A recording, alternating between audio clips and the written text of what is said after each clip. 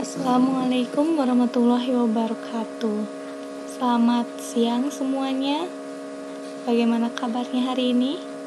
Semoga selalu ada dalam keadaan sehat walafiat ya. Amin. Baik, Ibu di sini akan mengulas mengenai materi ikatan kimia untuk lintas minat. Nah, kajian dalam materi ini ada beberapa. Ada aturan oktet, ada struktur Lewis, ada ikatan ion, ikatan kovalen, polarisasi ikatan kovalen, dan ikatan kovalen koordinat. Nah, kita akan bahas satu-satu dulu. Sebelum itu, Ibu ingin tanyakan dulu. Kalian lihat di sini ada gambar segelas air. Di sini ada gambar tabung oksigen, dan di sini ada garam. Air kenapa lambang dari air adalah H2O? Kenapa tidak H dan O saja tanpa ada angka 2-nya? Yang kedua, kenapa oksigen tidak O saja? Kenapa harus O2? Dan ketiga, kenapa garam lambangnya NaCl? Kenapa tidak Na2Cl atau NaCl2? Kenapa susunan seperti ini harus air H2O, oksigen O2, dan garam harus NaCl? Oke. Ada yang sudah bisa menjawab? Kalau tidak, ini yang akan kita bahas. Nah, perhatikan beberapa senyawa di bawah ini. Ada air, ada oksigen, ada garam. Ini berkaitan dengan yang tadi. Air H2O. Ini yang hitam 2 itu H-nya, dan yang besar itu O-nya. H2O. Nah, kemudian oksigen O2, berarti ada 2 atom O yang berikatan. Jadinya begini. 2 bentuk bulatan yang sama besar bergabung. Dan yang ketiga, garam NaCl. Dia berhubungannya seperti ini. Na-nya kecil, Cl-nya besar. Tapi kenapa dari semua gambar yang digambarkan tadi, dari air, oksigen, dan garam, tidak ada satu unsur yang hanya sendirian atau monoatomik? Air, dia tidak sendirian karena ada 2 atom H dan 1 atom O. Oksigen, dia tidak sendirian karena ada 2 atom O. Dan NaCl, dia tidak sendirian karena ada atom Na, ada atom Na dan ada atom Cl. Nah, sekarang ada nggak sih unsur-unsur di alam yang bergerak sendirian, bebas? Unsur monoatomik apa?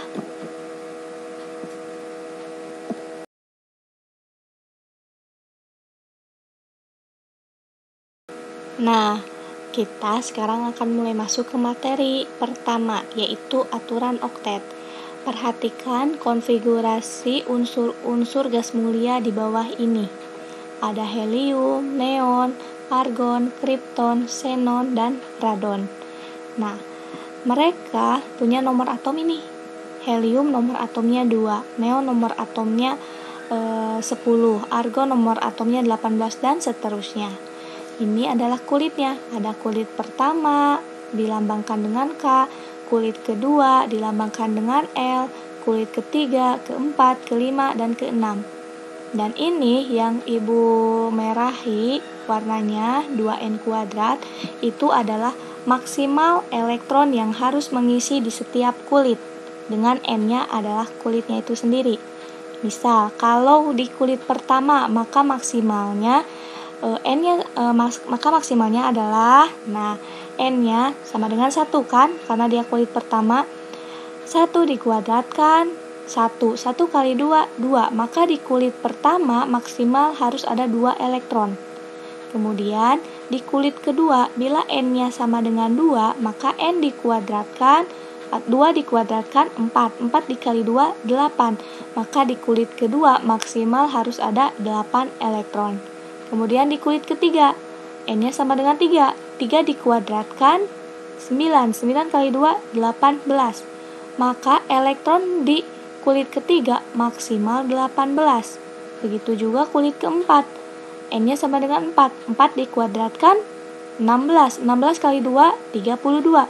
Maksimal elektron yang harus mengisi di kulit keempat adalah 32. Bila di kulit kelima, 5 dikuadratkan 25. 25 dikali 2, 50. Maka di kulit kelima maksimal harus ada 50 elektron. Begitu seterusnya. Nah, perhatikan, setiap kulit yang tadi Ibu sebutkan itu adalah maksimalnya. Itu artinya, Ibu bahas dulu dari sini, maksimal di kulit K harus ada 2 elektron. Maksimal di kulit L harus ada 8 elektron. Maksimal ya. Jadi kalau kurang dari 8, tak apa, ditulis sisanya. Misalnya 7, 6, 5, 4, 3, 2, 1. Nah, kemudian di kulit ketiga maksimalnya 18. Tapi bila di kulit ini ternyata elektronnya kurang dari 18, maka ditulis 8 dulu, baru ditulis sisanya berapa. Kemudian di kulit keempat, maksimalnya kan 32. Bila elektron di sini kurang dari 32, maka ditulisnya 18 dulu, sama seperti ini. Sama seperti di kulit ketiga. Kulit ketiga kan maksimalnya 18. Nah, di kulit keempat, bila dia kurang dari 32, maka ditulisnya 18 dulu. Baru setelah itu ditulis, bila masih kurang lagi, ditulis dengan 8, setelah 8 baru ditulis sisanya. Gitu. Ibu ulangi ya. Kalau di kulit kedua, maksimalnya 8. Kalau dia kurang dari 8, misalnya ada elektronnya 7, ya tulis saja 7 di sini. Atau ada elektronnya 6, tulis saja di sini 6. Gitu. Nah, kalau di kulit ketiga, di sini kan maksimalnya 18. Nah, bila ternyata elektronnya di sini cuma ada 12, maka ditulisnya 8 dulu di sini, baru di sini nanti 4. Gitu.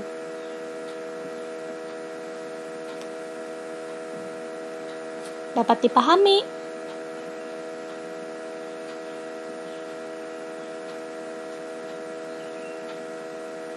Kemudian, kalau di sini kan maksimalnya ada 32.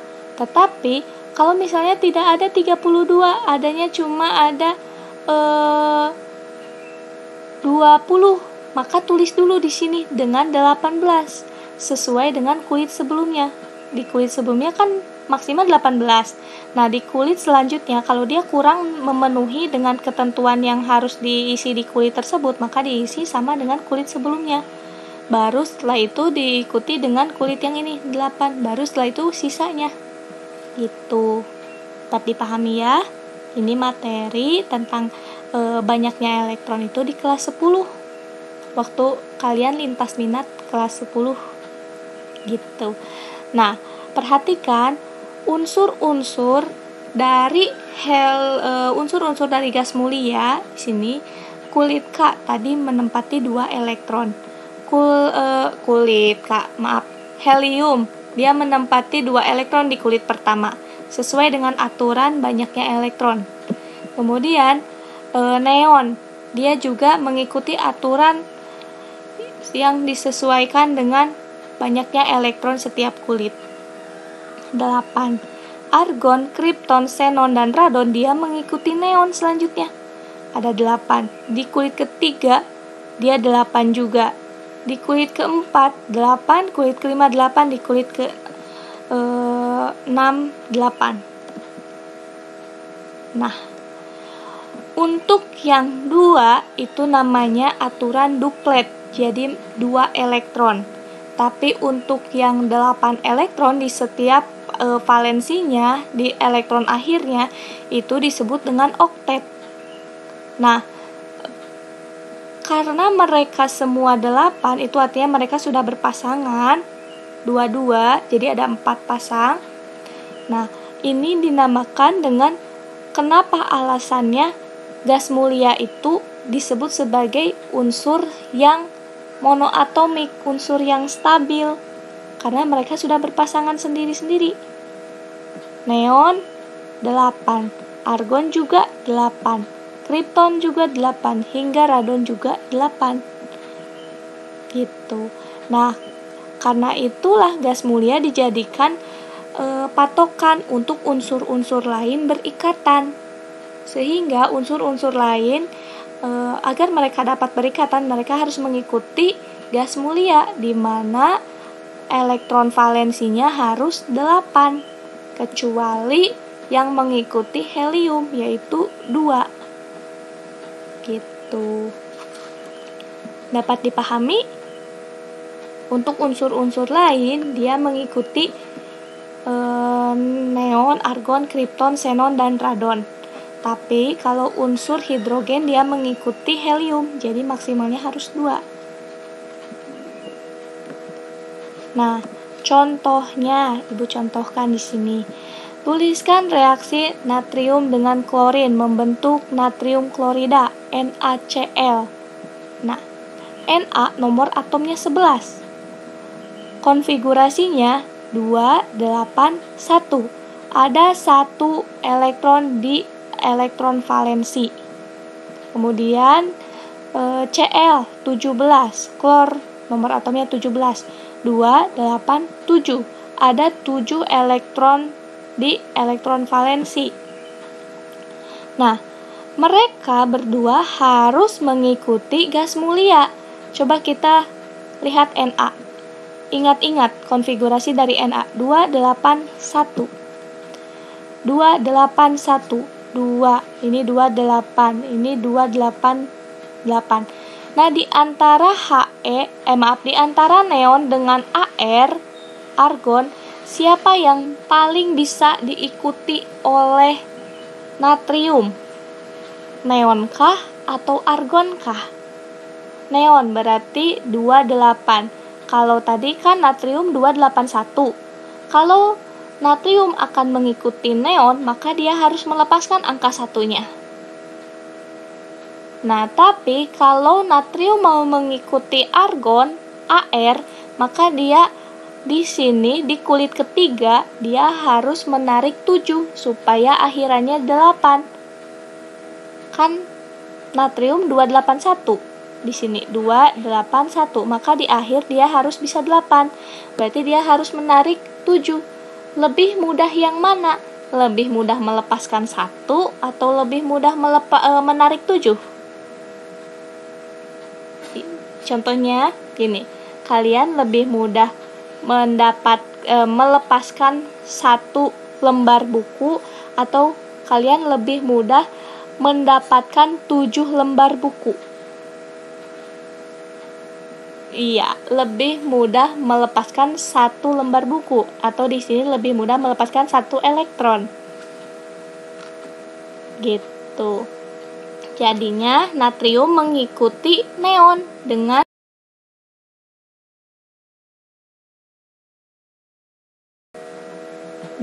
melepaskan 1 elektron. Nah, akan membentuk Na+. Nah, kemudian kalau Cl, dia Cl juga di sini lebih mendekati siapa? Ne atau Ar? Kan Cl itu 287. 287. Kalau ingin mendekati Ne, berarti dia harus melepaskan 7. Tapi kalau ingin mendekati Ar, 287 di sini cukup menarik 1 elektron lagi. Lebih mudah yang mana? Melepaskan 7 atau menarik 1? Ya, lebih mudah menarik 1 atau menyerap 1. Nah, Cl lebih mudah menyerap 1 untuk menyerupai Ar daripada melepaskan 7 untuk menyerupai Ne. Nah, jadinya Na akan bertanda positif karena dia akan melepaskan. sedangkan Cl akan bertanda negatif karena dia akan menyerap. Gitu. Ini Na. Ini yang X itu apa? Ini elektron valensinya 1. Dan Cl, kenapa Bu Cl malah titik-titik? Sama aja. Ibu di sini hanya untuk membedakan. Kalau Na X, kalau Cl titik-titik. Jadi biar kalian membedakan dulu. Nah, Cl kan ada 7 tuh elektron valensinya. Titiknya ada 7. 1, 2, 3, 4, 5, 6, 7. Gitu. Nah, tadi karena Na dia akan melepaskan, maka elektron yang tadi dilepaskan oleh Na akan ditarik oleh Cl. Nah, akan ada di sini. Si X-nya. Nah, Cl bertanda negatif karena dia sudah menyerap 1 elektron punya si Na yang tadi dilepaskan, jadinya NaCl. Sampai sini dapat dipahami? Selanjutnya, nah, struktur Lewis ini adalah struktur Lewis itu lambang atom yang disertai dengan elektron valensinya. Nah, ini adalah beberapa contoh saja. Perhatikan. Untuk golongan 1, Li, Na, dan selanjutnya, Li itu nomor atomnya 3, 2, dan 1. Ada 1 elektron valensi. Na nomor atomnya 11, 2, 8, 1. Ada 1 elektron valensi. Gitu. Jadi ini elektron valensinya. Golongan 2. Golongan 2A misalnya berilium, nomor atomnya 4. Berarti konfigurasinya 2 dan 2. Nah, ini yang 2. Magnesium, nomor atomnya 12. Konfigurasinya berarti 2, 8, 2. Nah, ini 2 elektron yang di akhir. Begitu juga selanjutnya. Sampai sini. Nah, perhatikan. Di 8A. 8A itu gas mulia. Neon. Neon itu nomor atomnya 8. Neon itu nomor atomnya 10, maaf. Berarti 2 dan 8. Lihat elektron valensinya. 1, 2, 3, 4, 5, 6, 7, 8. Mereka 8 dan sudah berpasangan semua. Gitu. Argon juga sama. Mereka sudah berpasangan semua. Tapi lihat yang lainnya. Fluor F, dia kurang 1 untuk bisa berpasangan. O, dia kurang 2 untuk bisa berpasangan di sini dan di sebelah sini. N, dia kurang 3 untuk bisa berpasangan sama seperti neon. Dan selanjutnya, itu kenapa gas mulia dikatakan sebagai unsur yang stabil, karena dia sudah berpasangan. Jadi dia tidak butuh unsur lain untuk melengkapinya, karena dia sendiri sudah lengkap. Gitu. Kalau di itu mah jomblo forever lah gitu. Iya teh, karena dia sudah sempurna. Kalau ini dia masih butuh untuk berpasangan, dan yang lainnya juga masih butuh untuk berpasangan, karena mereka harus sempurna mengikuti gas mulia. Gitu. Dapat dipahami sampai sini? Selanjutnya ada ikatan ion. Nah, ikatan ion adalah ikatan yang terjadi antara ion positif dengan ion negatif, atau antara unsur logam dengan unsur non-logam. Kalian masih punya SPU-nya, sistem periodik unsur.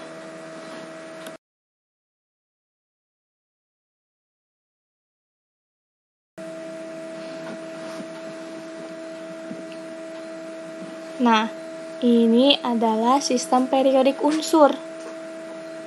Perhatikan, yang warna biru hingga yang toska hingga yang ungu kemudaan itu adalah logam. Gitu. Sedangkan yang warna kuning itu adalah non-logam, dan yang warna hijau itu adalah semilogam atau metaloid. Nah, kalau yang tadi ikatan ion adalah ikatan yang terjalin antara unsur logam dengan non-logam. Jadi unsur antara logam dengan non-logam. Itu ikatan ion. Dapat dipahami dari SPU ini? Ini yang logam, ini logam. Ini juga logam. Sampai sini ini logam. Ikatan ion adalah ikatan dari unsur-unsur yang logam dengan unsur-unsur non-logam.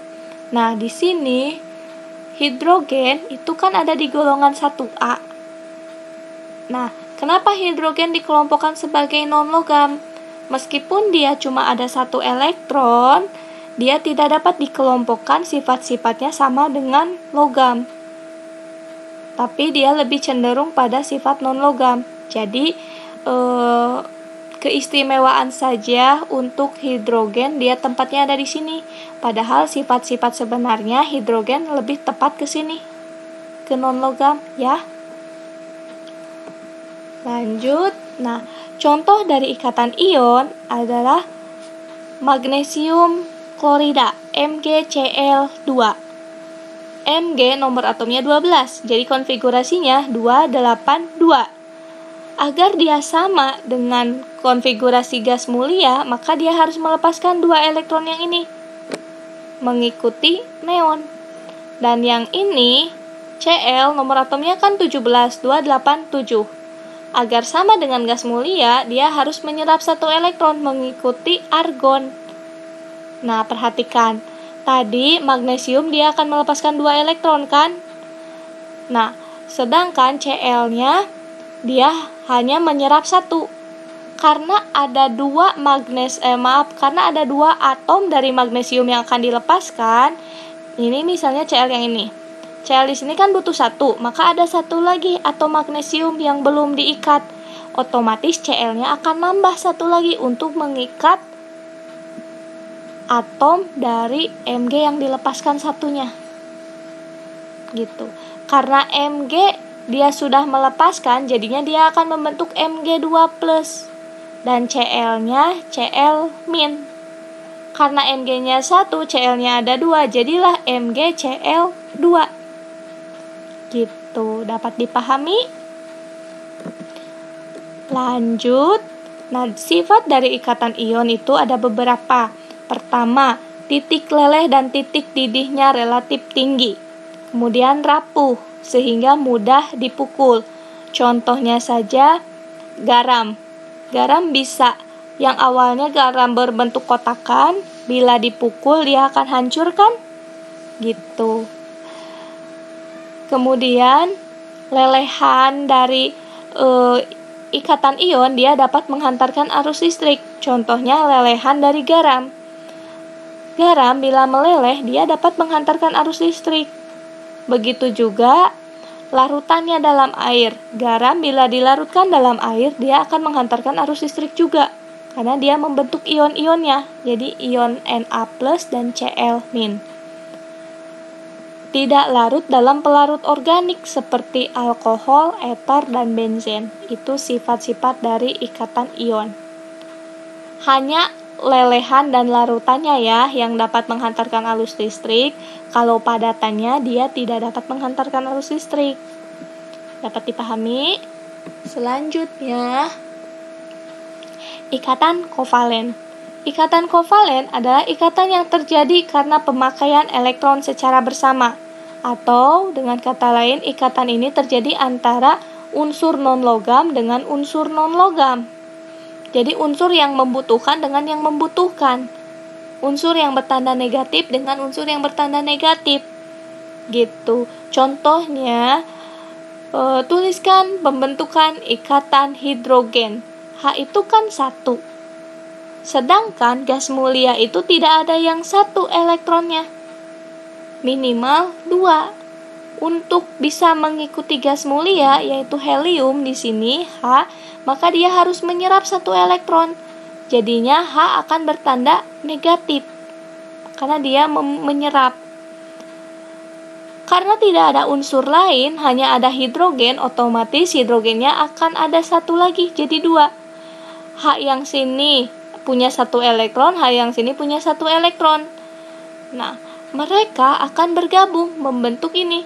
Jadi 1 elektron di 1 elektron, H di sini akan membentuk ikatan ke sini.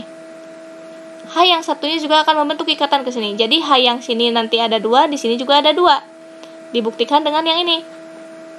Elektronnya tetap ada 2, tapi 2 yang ini diaku sebagai milik H yang sebelah kanan, diaku juga sebagai milik H yang sebelah kiri, karena mereka masing-masing punya 1 elektron dan karena masing-masing jadi keduanya dipakai bersama gitu. Jadi keduanya saling mengakui milik, kalau ini milik mereka gitu. Dapat dipahami. Lanjut. Nah, jenis-jenis ikatan kovalen ada 3 macam.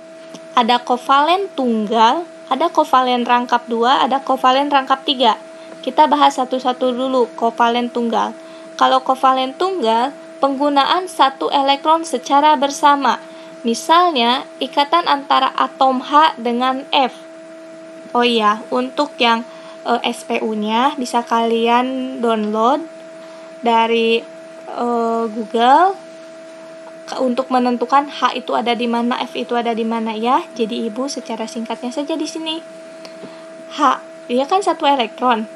F, dia itu nomor atomnya 9, maka konfigurasinya 2 dan 7.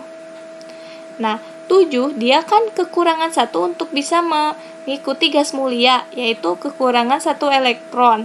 Jadi H juga sama, H itu dia kekurangan 1 elektron. H butuh 1, F juga butuh 1. Maka elektron-elektron yang ini dia akan dipakai bersamaan. Jadinya gini. Nah, perhatikan bulatan yang Ibu buat ya. Nah, H mengakui bahwa elektronnya ini dengan ini. Dan F mengakui bahwa elektronnya ini. H dia sudah duplet. 1 elektron, 1 elektron. Jadi ada 2 elektron. Dan F dia sudah oktet. 1, 2, 3, 4, 5, 6, 7, 8. Gitu. Dapat dipahami? Kalau ikatan kovalen rangkap 2, itu pemakaian elektron secara bersama. Dengan jumlah elektronnya ada 2. Contohnya, ikatan antara atom O dengan atom O membentuk O2. O itu nomor atomnya 8. Jadi konfigurasinya 2 dan 6. Nah, ini elektron valensinya ada 6 tuh, 2, 3, 4, 5, 6. O yang satunya juga sama, ada 6.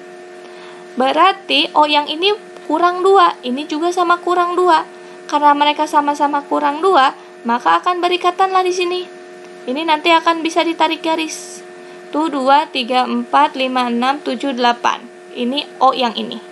Kalau yang ini tuh 2, 3, 4, 5, 6, 7, 8. Oh, yang ini. Jadi nantinya yang 2 ini bisa ditarik garis ya. Lanjut. Nah, ikatan kovalen rangkap 3.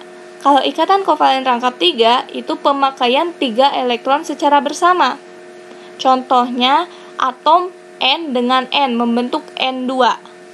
N itu nomor atomnya 7. Jadi konfigurasinya 2 dan 5. Nah, berarti elektron valensinya 5. 1, 2, 3, 4, 5. Karena N-nya juga ada 2, maka satu lagi itu 2, 3, 4, 5. N yang sebelah sini dia kurang 3 untuk bisa oktet. N yang sebelah sini juga sama, kurang 3 untuk bisa oktet. Karena mereka sama-sama kurang 3, maka 3 elektron yang mereka miliki akan saling berhubungan. Jadi, N yang sebelah sini akan ada 8 akhirnya. 1, 2, 3, 4, 5, 6, 7, 8.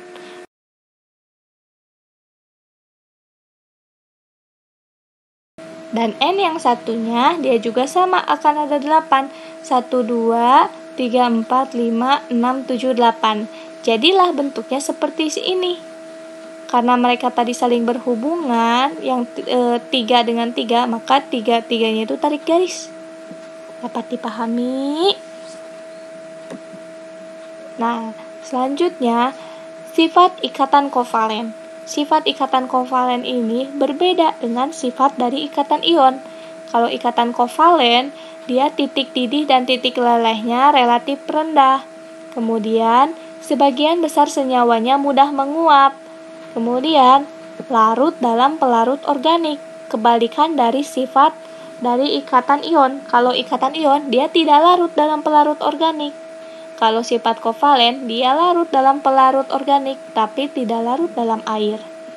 Selanjutnya, tidak dapat menghantarkan arus listrik. Baik. Selanjutnya, polarisasi ikatan kovalen. Nah, polarisasi ikatan kovalen ada dua. Ada ikatan kovalen polar, ada ikatan kovalen nonpolar. Kovalen polar, jika kovalen polar, ikatan kovalen polar itu jika dua atom non-logam berbeda keelektronegatifan saling berikatan. Contohnya, ada H2O, NH3, HCl. Cirinya untuk ikatan kovalen polar ini bentuk molekulnya asimetris atau tidak simetris dan terdapat perbedaan keelektronegatifan yang cukup besar. Nah, kalau ikatan kovalen nonpolar itu kebalikan dari ikatan kovalen polar. Dia mempunyai bentuk molekul yang sama sisi atau simetris. Kemudian memiliki beda keelektronegatifan yang relatif kecil. Kemudian di atom pusatnya dia tidak ada PeB. Gitu. Contohnya CH4, CCl4, CBr4. Nah, yang ini ikatan kovalen koordinat. Ikatan kovalen koordinat adalah ikatan yang terjadi jika pasangan elektron dipakai bersama berasal dari salah satu pihak saja. Untuk menyatakan pasangan elektron ini dinyatakan dengan tanda panah. Syarat terbentuknya ikatan kovalen, salah satu atom tidak mempunyai elektron, misalnya H+, dan kekurangan 2 elektron. Salah satu atom mempunyai pasangan elektron bebas. Ini syaratnya. Contoh saja langsung ya. Misalnya dalam pembentukan ikatan NH4+. N itu nomor atomnya kan 7, konfigurasinya 2 dan 5. Menjadi N3- karena dia kekurangan 3 untuk bisa oktet. Jadi 2 dan 8. Maka di sini itu kurang 3 karena di sini adanya 2 dan 5. Sedangkan H dia ada 1. Dia kekurangan 1 untuk bisa duplet. Nah, perhatikan di sini. N itu nomor atomnya kan 5. Nomor atom dia itu elektron valensinya kan 5. Tuh 2, 3, 4, 5. Sedangkan H 1. N itu butuh 3. Berarti harus ada 3H untuk bisa melengkapi si N. Jadinya akan seperti ini. Nah, perhatikan. N yang warna biru, H yang warna merah. Perhatikan H-nya. H di sini sudah duplet. 1, 2, gitu kan. H ini juga sama sudah duplet. H yang ini juga sama sudah duplet. Sedangkan lihat N-nya. N-nya juga sama sudah oktet. Tuh 2, 3, 4, 5, 6, 7, 8. Berarti pada kenyataannya N sudah sempurna atau sudah stabil. Dia tidak butuh orang lain lagi. Tapi yang diminta adalah NH4+. Jadi ada 1 H lagi yang belum berikatan. Nah, ini kan yang tadi.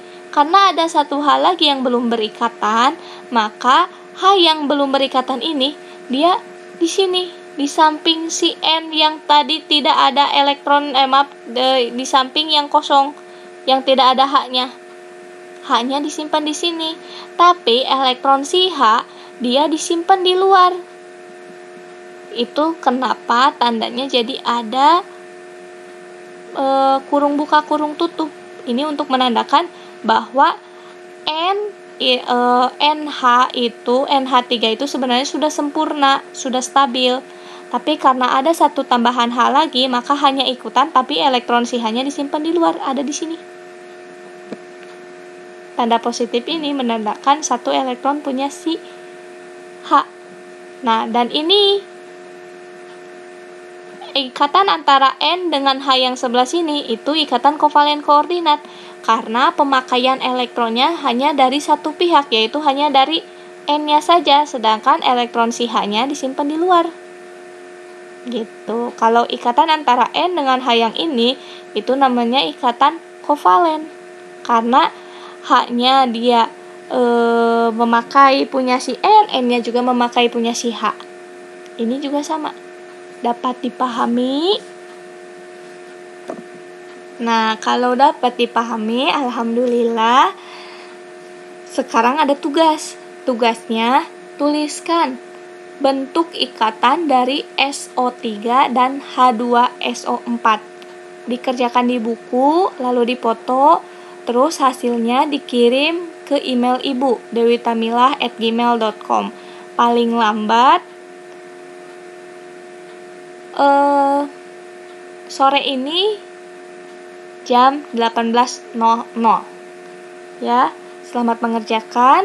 Semoga mengerti. Kalau ada yang tidak dipahami, silakan bisa ditanyakan ke ibu langsung. Assalamualaikum warahmatullahi wabarakatuh.